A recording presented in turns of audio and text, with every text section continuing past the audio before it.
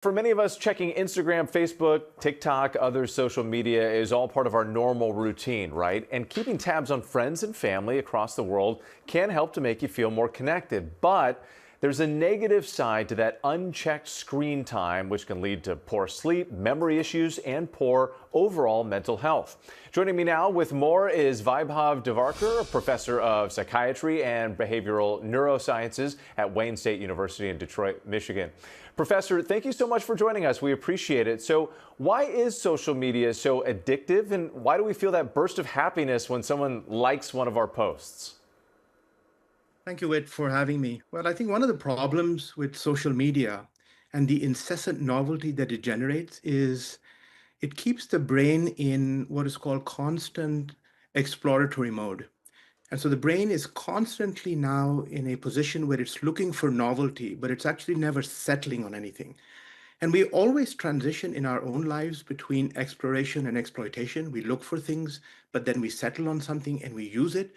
The problem with social media is it actually engages many of the same addiction mechanisms. It's not the same thing as substance use addictions, for example, but I think in the brain it engages many of the addiction mechanisms which keep people glued to the constant act of looking for things, but never settling on anything. That's so interesting the way you explain it. Is like I've thought about that before, but you really added some clarity to it. You're in this constant state of exploration. And one of the other issues here, social media just focuses so heavily on physical appearance and pushing users to add filters to their posts. How can these altered images affect our mental health, specifically in young people? But I mean, you're seeing it in the community. You're seeing it with an increase in depression, with an increase in anxiety. I think the reward circuitry in adolescent brains is being rewired as we speak. These effects will not be known for some years. When people are constantly looking for gratification online, they always need their posts to be liked, to be responded to. I think we're entering an extremely dangerous age, and we're seeing some of the effects now. And I think a lot of the effects which we don't know and which I personally fear will not be known for some years still.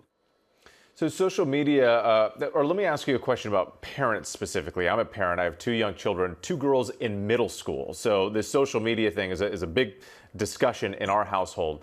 How can parents keep their children using social media in a safe way? And what are some ways to help wean kids off their devices, especially as they get ready to go back to school? Well, the first thing that I always think about is, parents have to set an example themselves. I think the way kids very much emulate what parents do. And I think the kinds of behaviors, the patterns of behaviors that parents engage in are likely to be emulated by kids. And so if you find a way to stay off your own social media, there's a higher chance that kids will do as well.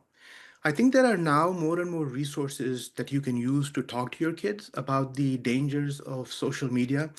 There are some excellent documentaries out there. There's an excellent one on Netflix called The Social Dilemma. There are more and more academic papers, I think, that are conclusively demonstrating what the short-term impacts of social media are. I would suggest that parents acquaint themselves with many of these resources, understand what these results are telling us, and find a way to communicate this to your kids. Professor Devarkar, thank you so much for your insights this morning. We really appreciate it. My pleasure.